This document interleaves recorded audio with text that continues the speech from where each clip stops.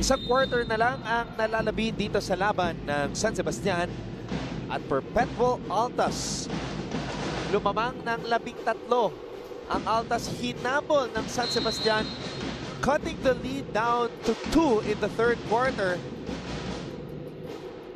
So things could go down to the wire once again, just like it did sa unang pagharap ng dalawang kupunan na ito. Maraming salamat muli sa inyong panonood. Ang Ton Rojas together with Mikey Reyes, and we also have Chase Orozco at courtside. You know, it's funny, Anton, nung first half natin, 5 points, 13 rebounds si Prince Eze. Nung third quarter, 1 rebound lang, pero 11 points. So nag-focus muna sa opensa itong si Prince Eze, contributing 11 points in that third quarter to keep Perpetual afloat. Eh yun nga napansin mo, Mikey, no third quarter, nagbago yung opensa ng Perpetual. Medyo pinagala nila yung pace ng laro. Gave Eze more opportunities on those entry passes. Kaya mas dumami bigla ang kanyang puntos. But Bulanadi and Kalisan, these two guys have to come alive para sa Bastet dito sa quarter number 4. And San Sebastian, nung first half, meron silang ang San Sebastian nakakuha ng 5 turnover, pero nung third quarter, 0 turnovers, taking care of the ball ang San Sebastian. As we look at this, sabi mo nga kanina, Michael Casa needs to explode here in the fourth quarter. They want to have a chance against Perpetual. 0 of 4 siya so far. Aurin Eze with a putback. And Prince Eze, the activity, especially on the offensive end, getting that rebound and the putback. Ang pinaka nagugulat daw sa ginaling nitong si Prince Eze ay si Coach Frankie Lim. Hindi daw ganyan maglaro si Prince Eze noong season 93. I think Prince Eze just really needed that, yung exposure and experience on the court, especially when he was playing alongside Bright Akweti a few years ago, na talagang he was overshadowed obviously by Bright Akweti. Pero now na binigay sa kanya yung Perpetual, siya na ang main foreign athlete, siya na ang talagang nag-anchor nung depensa nila. Nagbago yung kumpiyansa nitong si Prince Eze. Aurin on the drive. Kim Aurin will finish. Aggressiveness of Kim Aurin. Second time already na dumiretso siya sa rim. And nung time, yung pagkakataon yan, siya naman ang nakapuntos para sa Perpetual. Bulanadi. Sumoda. Eze daring Sumoda to shoot. Bulanadi with a short stab. Galit Bulanadi. Eto na. Baka sakaling makakuha na niya yung rhythm niya. Etong si Coach Egay Macarea deploying this 1-2-2 pressure defense. At 1-3-1 naman sila pagbaba. Charcos atake. Charcos with a floater. Oh, that's a tough shot there for Edgar Charcos. That floater all the way from 15, 16 feet using the glass. At talagang pinapanood sila ng mga Benildians na maglalaro sa ating pangalawang laban kontra sa San Beda University. Valdez will shoot top of the key 3 para kay Ian Valdez. Yun ang gusto makita ng St. Benilde, San Sebastian. Ayaw bumigay. Talagang sinusubukan nilang humabol dito at ang bola babalik pa sa kanila. Sumoda atake. Jesse Sumoda. Rarely do we see that type of move from Jesse. Oh, Jel Lorazon able to draw a foul. Panoorin natin itong atake ni Kim Aurin. Kitang-kita sa ating Vivo V11. Perfect shot.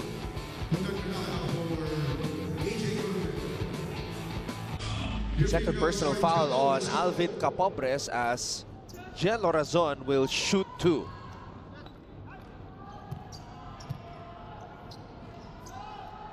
Unang free throw na ipasok ni Jello.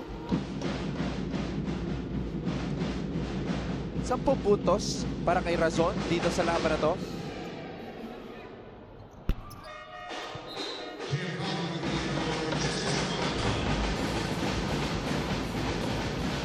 we look at this move by Sumod, ang ganda sana ng 2 steps niya doon that gather to that open layup. Unfortunately, hindi siya nakakonekta doon. RK Ilagan coming back to the game. Ilagan, binigay dito kay Calma. Bitin ang kanyang jump hook. Razon, nakuha ang bola. Pinasa dito kay Tonton Peralta and he gets blocked kay Capobres. And here comes RK on the other end. RK Ilagan will finish as we go quickly now to Chase Orozco. Anton, take care of this game at parang ang isang paa natin nasa loob na ng Final Four. Ito ang sinabi ni Coach Frankie Lim sa Perpetual Altas dahil ang game nila today against the Stags is a must-win game for them. Sabi nga nitong si Coach Frankie, gusto pa rin niya na mag-enjoy habang naglalaro ang Perpetual Altas even if there is that kind of pressure. Sabi nga now, dapat walang swapang and he hopes that the ball gets passed around. Now, one of the lead scorers of not only Perpetual but NCAA Season 94 in general, Prince Eze shared with me na one of the highlights of his basketball career so far is when he dunked over Mike Harry Zuzu of the Lyceum Pirates. And although this is the case, gusto pa rin mag-improve ni Prince sa kanyang free throws. At na-share din sa akin ni Edgar Charcos that as an individual player, he hopes that he can improve his shooting and the execution of their plays. As a team naman, gusto na mag-improve ang communication ng Perpetual Altas. Balik sa inyo, Anton. Coach Frankie believes that Eze should be MVP dito sa Season 94 ng NCAA. And he has a point. As Prince Eze has really come out big here in Season 94, 17 points, 16 rebounds here today. And those are usual numbers when you talk about Prince Eze. Minsan nga, pag hindi siya nakaka-double-double, yun pa ang nakakagulat para dito kay Prince Eze.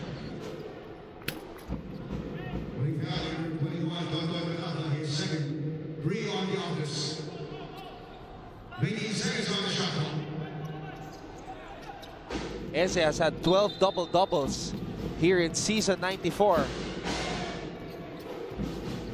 Ilagan.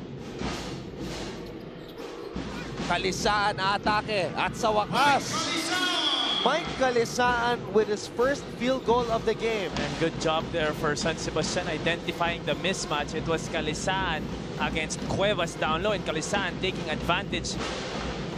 At Mikey, tapla na tayo, 57 all. Tonton Peralta for 3. Could not get the lucky bounce. Cuevas maagawa ni Ilagan. Pagkakataon para sa San Sebastian na maibalik ang lamang sa kanilang panig. Ilagan, dinedepensa ni Aurin. Tinirahan sa muka. RK Ilagan. Buo ang loob. Pusok palaban. Angas ng tondo. RK Ilagan with an in-your-face three-point bomb. We don't call him the shotgun for nothing. There is a reason. He is AKA the Steph Curry of the NCAA. And his team is now on top 60-57.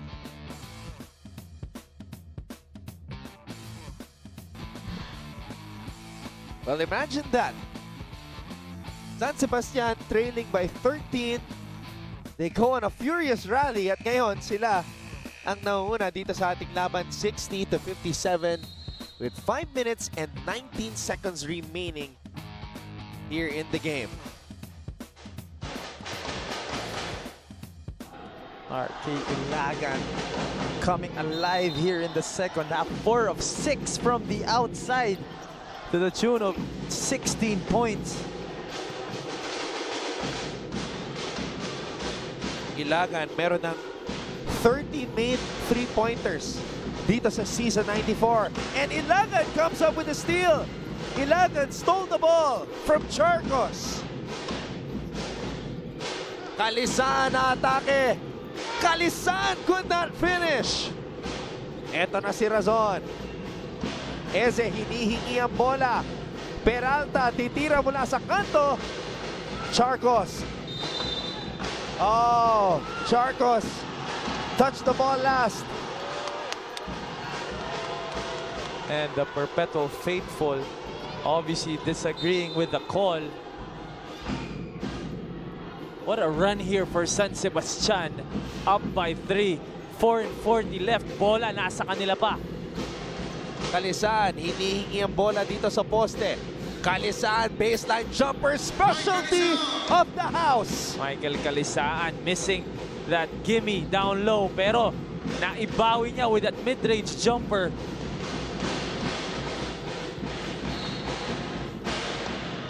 Wow! Sinabi nga ni Chase sa kanyang report kanina, must-win situation ito para sa Altas. Pero may ibang plano si Michael Kalisan at ang San Sebastian. San Sebastian trying to play party pooper. Makakabawi, saan pupunta ang Perpetual ngayon? Charcos for 3. Eze with a putback. And that's a big offensive rebound and putback for Prince Eze. Lead back down to 3 points. Perpetual needs to stop here. Under 4 minutes to play. Kapit mga kapamilya. San Sebastian on a 12-2 run. RK Ilagan. That shot was to the left. Good job there for AJ Coronel coming out on RK Ilagan off of that ball screen. As we look at this shot by Charcos, missing everything. Pero nandun si Prince Eze to finish the playoff. Tignan natin kung paano babawi ang Perpetual. Razon, binigay dito kay Coronel. Coronel for 3. Bola natin comes up with the rebound at eto na ang paste. Pinasa ang bola kay Kalisan. Kalisan nabitawan. Kalisan, fe-fake. Fe-fake na naman. Puntos para kay Michael Kalisan. The patience of Michael Kalisaan down low is crazy. Even going up against a smaller Edgar Charcos, waiting for the right moment to finish. Masikip yung pasa ni Edgar Charcos. Masusubukan na naman ang galing ng Perpetual sa endgame situations.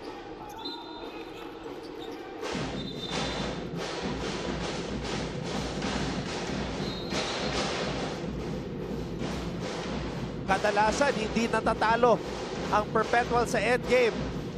Tignan natin dito. Razon. Eze again, and Eze is just saving Perpetual here in this game. Without those offensive rebounds and putbacks, where would Perpetual be? Pero kakailanganin ng Perpetual na hindi muna mag-settle doon sa outside jumpers. Those are 3 consecutive outside jumpers in 3 consecutive possessions para sa Perpetual. But like what you said, Prince Eze is just carrying the load right now for Perpetual, getting those misses and hitting those putbacks. At grabe rin yung ginawa nitong si Ian Valdez, lalo na sa third quarter kung saan naka-8 puntos siya.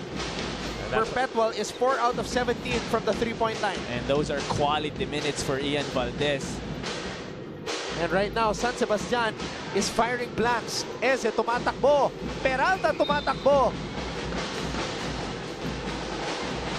At tinawagan ng foul itong si Alin Bulanadi. Way to run there for Peralta as Edgar Charcos finding his teammate on the right side of the court, going all the way.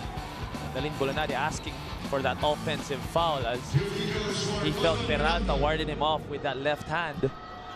Coming into this game, Peralta shot 9 out of 10 from the free throw line. 0 for 2 today. And finally, naipasok ni Peralta ang kanyang unang free throw dito sa laban na to. Pagkakataon para maitabla ang ating laro sa pangalawang pagkakataon. At yun na nga ang nagawa ni Tonton Peralta. Exciting ball game.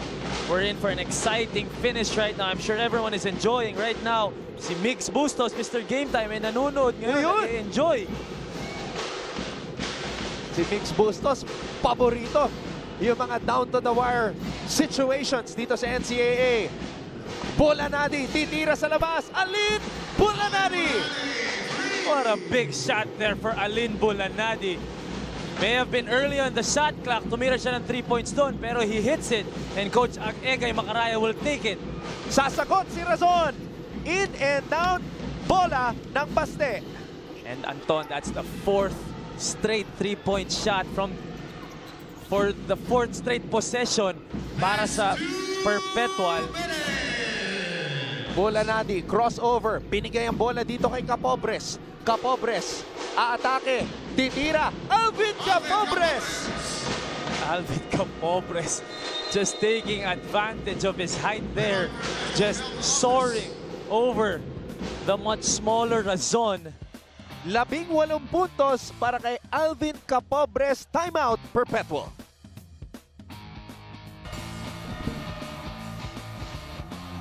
Alin Bulanadi.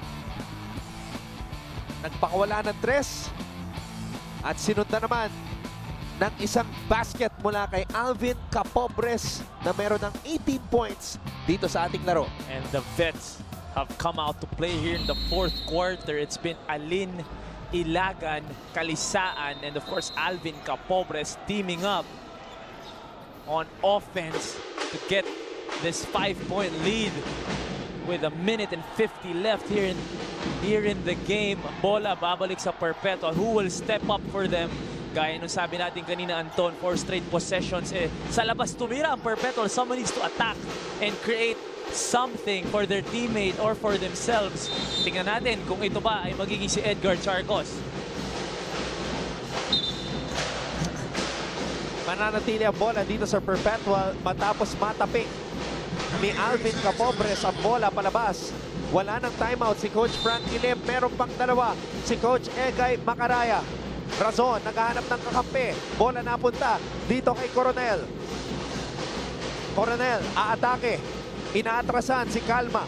Lalabas sa 3-point line. Pinasa sa loob. Eze with a fake. Eze with a shot. Sumobra. Sumobra ang tira ni Prince Eze. What defense being played here by San Sebastian. They're really clogging the lane against Prince Eze down low. Kita mo naman, 4 yellow shirts making it tough for Prince Eze to see the basket. And nalagyan ng konting acting ni Alin Bulanadi dito.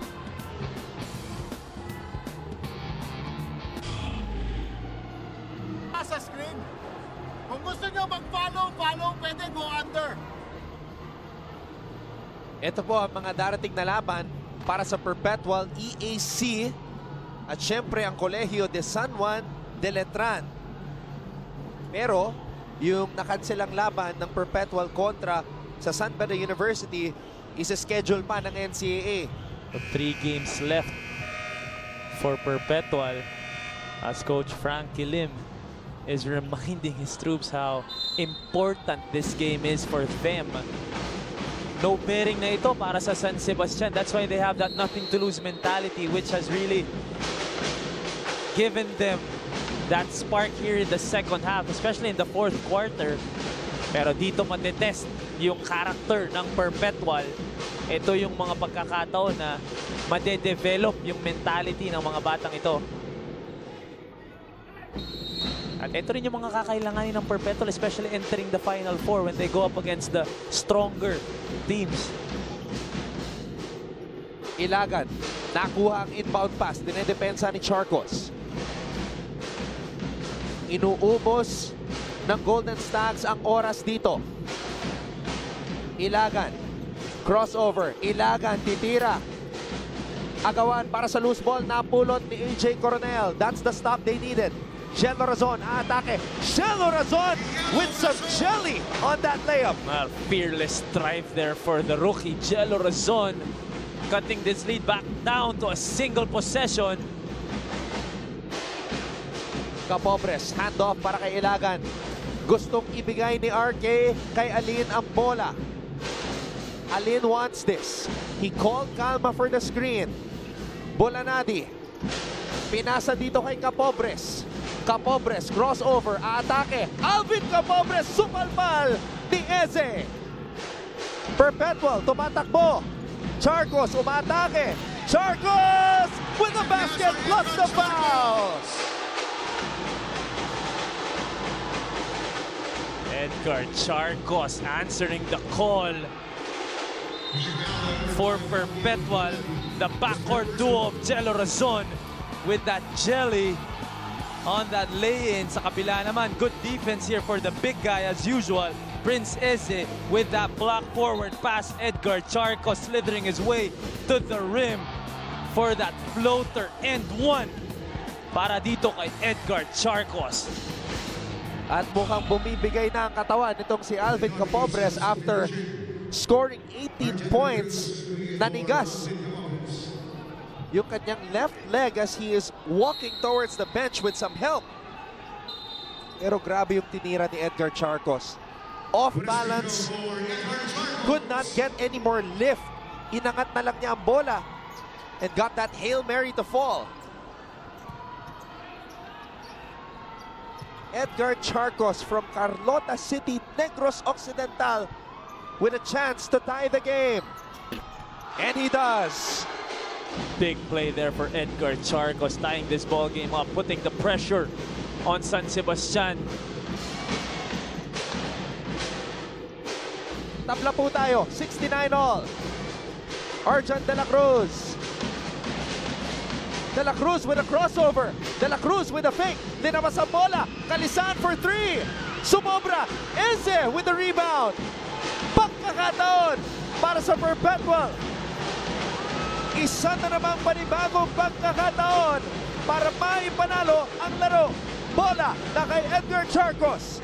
Charcos atake. Charcos titira for the win. And time will expire for Perpetual. Edgar Charcos taking a little bit too long there to attack the basket. 5 seconds na lang nung inatake niya yung ball screen doon ni Prince Eze. At sa unang pagkakataon, maglalaro sa overtime ang Perpetual. Ang San Sebastian naman, lalaro sa overtime sa ikatlong pagkakataon dito sa Season 94. So, 5 more minutes of basketball here in Season 94 of the NCAA sa aming pagbabalik.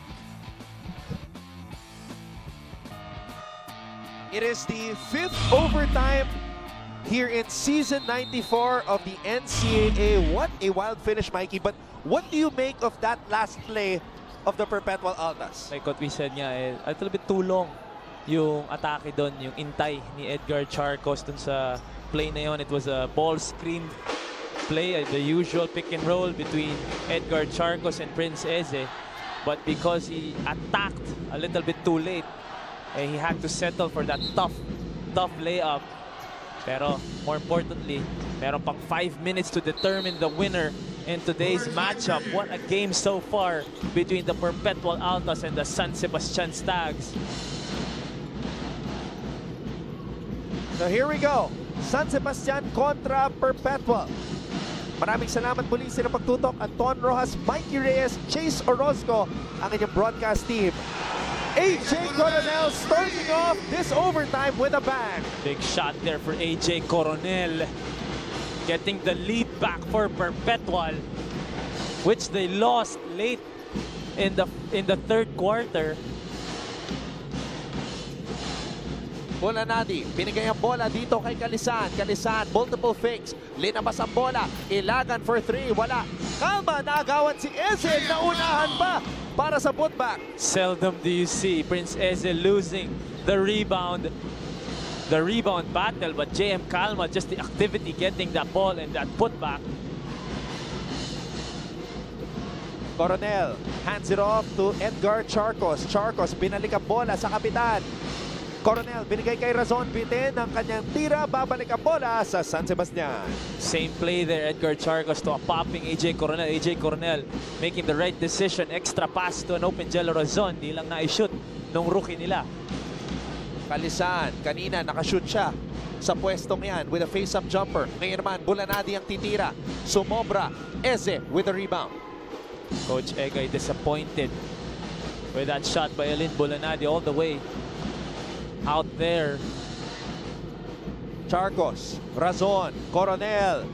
Libreng-libre mula sa kanto. Tonton, Peralta. And the ball movement of Perpetual giving them another open look from the outside. And Peralta this time connecting, extending this lead to 4 points. Big possession here for San Sebastian. De La Cruz with the crossover. Calma, titira sa labas.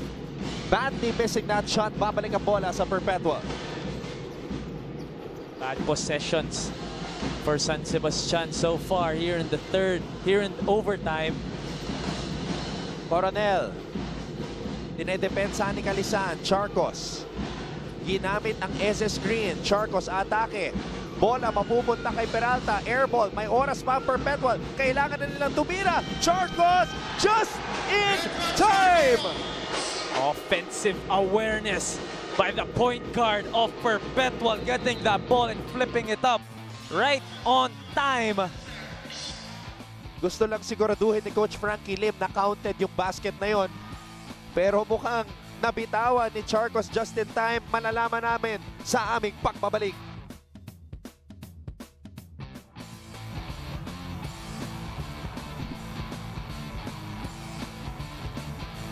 Nabitawan na ni Edgar Charcos ang bola bago na ubusan ng oras. Saktong-sakto. Just in the nick of time. At yun yung gustong siguraduhin ni Coach Frankie Lim. So it is official, the basket counts para kay Edgar Charcos. It's been a 13-2 run by Perpetual since San Sebastian led 69-64 late in the fourth quarter. Balikan muna natin si Chase Orozco. Anton, during the huddle ng Perpetual, kitang-kita mo sa mata ng Altas players na ready sila i-execute kung anumang play ang ginawa ni Coach Frankie. All ears ang Altas at kitang-kita mong gutom silang iuwi ang laro natin today. At ang tanong dyan, may sorpresa pa kayang natitira sa Stags to take this game home? Yan ang dapat nating abangan for the remaining minutes of the game. Balik sa inyo. Coach Frankie and the Perpetual Altas have been excellent in endgame situations dito sa Season 94. And they want to keep it that way. Bulanadi, Kalisan, and now San Sebastian is firing blanks here in overtime. Parehas na nagmadali doon. Aling Bulanadi, Michael Kalisan could have brought that ball back down and put it back up. But a 6-point lead here for Perpetual with 2 minutes to go. Prince Eze with 2 free throws. Hindi pa nananalo, Mikey, sa overtime ang San Sebastian in 2 games. And Prince Eze trying to make sure that it stays that way for San Sebastian. 23 points, 19 rebounds for Prince Eze.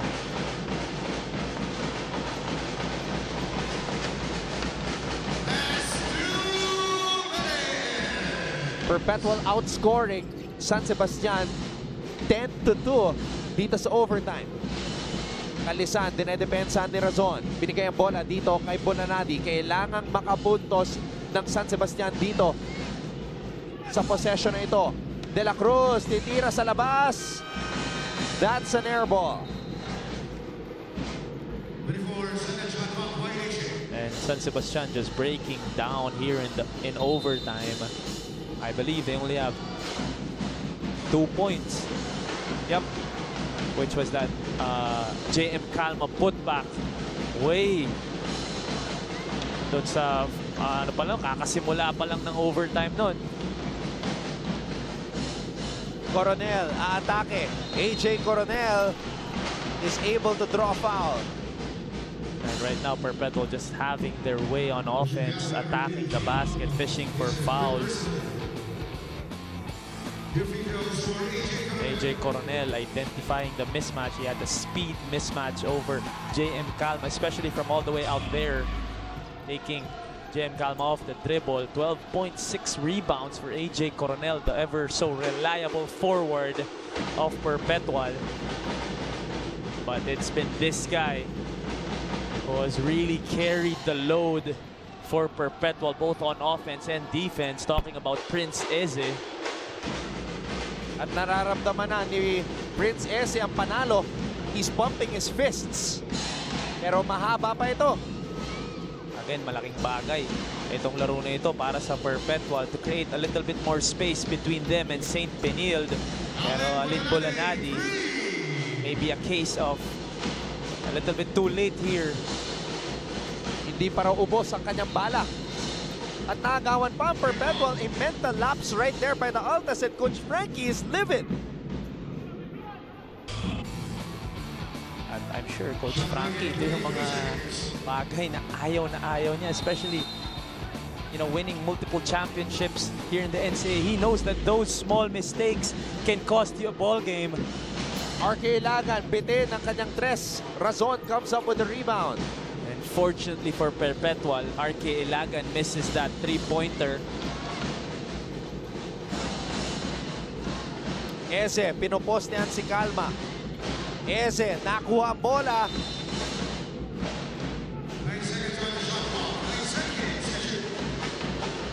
And it looks like Eze wants to put the dagger straight through the hearts of the Golden Stacks. Pero may unsportsmanlike foul na tinawag dito kay JM Calma. And kanina pa nagiging physical si JM Calma dito kay Prince Eze. And right now he is trying to defend himself dun sa nangyari. Pero makikita natin sa replay.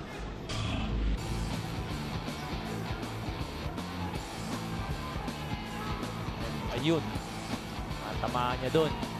Pero hindi si Eze. Si Peralta.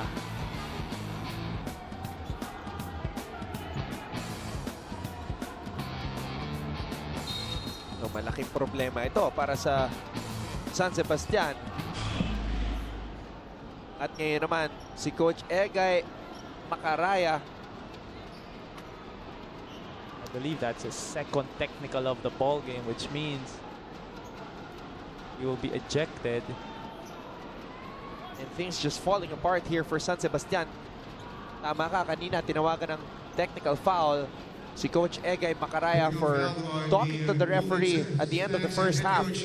Egay Macaraya for disrespectfully addressing a game official. Coach Egay Macaraya out of the playing court for his 2 technical fouls.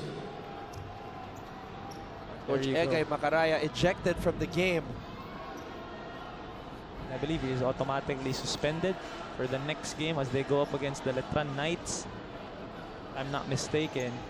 40 seconds left here, like what you said, just things just falling apart for the Stags. And Kalisan and RK trying to keep the team together. Pero yun nga, masakit kasi yung nangyari dito. They were up by 5, Mikey. Oh, with like 2 minutes left in the fourth quarter. But Edgar Charcos and company just making sure they just really refuse to lose. Talking about Perpetual. They had a 69-64 lead with 1 minute and 52 remaining in the fourth quarter bago nagpakawala ng 13-2 run ang Perpetual leading up to overtime. 5-point lead with 2 minutes left.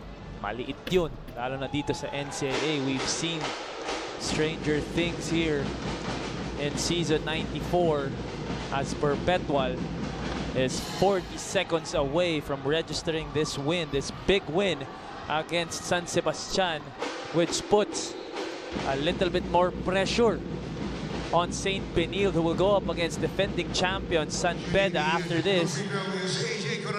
At napansin mo ba, dumami yung mga nakaberde. Oo nga, biglang dumami. Dumating na. Dumating na eh, bigla silang pumasok eh. So it's green and red after this. Pasko na. Si Jose Marichan na lang kulang. It's back to 10-point lead para sa Altas. Charcos, Eze, Peralta, Razon, and Coronel are the 5 who will finish things out para kay Coach Frankie Lim. Charcos, Eze, hinampas pa. With 2 seconds to go, sayang. Could have been a stop there for San Sebastian. That's his fourth. Your free throws for Prince Eze. Eze saved the Altas, especially with those putbacks nung panay tres yung binabato ng kanyang mga kakampi.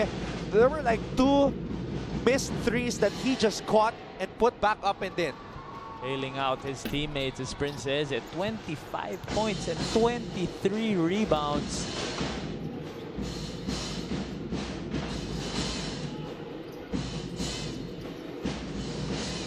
De La Cruz, binigay kay Bulanadi. Bulanadi sinks the three. But like you said, just too little too late para kay Bulanadi at San Sebastian. And there you go, Coach Frankie Lim and AJ Coronel getting this win against JM Calma and the San Sebastian Stags. Edgar Charcos also a big factor in that late run. Oo, siya yung nagpatabla ng laro with that 3-point play. And Coach Frankie Lim leading Perpetual to win number 10 here in season 94 of the NCAA. 5 straight wins para sa Perpetual Altas. The final score 85-77. And Perpetual finding their groove in time for the Final Four. And of course, our cherry for BGM, Tangkad Sagad. Score of the game. At sino pa ba? Prince Eze, 25 points. Ito, yung mga putback niya. Hindi na talaga mapigilan ditong si Prince Eze. These were the putbacks that saved the day for Perpetual. And 20 points came in the second half, like what we said during halftime. Obviously, Coach Frank Lim telling his players to give the ball down low to Prince Eze. 25 points and 12 shots. Very, very efficient day for him. 23 rebounds, 4 blocks, and a lot more shots affected on the defensive end by Prince Eze, leading his team. Proud of his school is Prince Eze. Quite the collection today for the collector, Prince Eze. So, that does it for our first game. 5th overtime of the season, pero hindi pa tayo tapos. What do you call that dance again? I don't know. Sudbury University getting ready to take on Mr.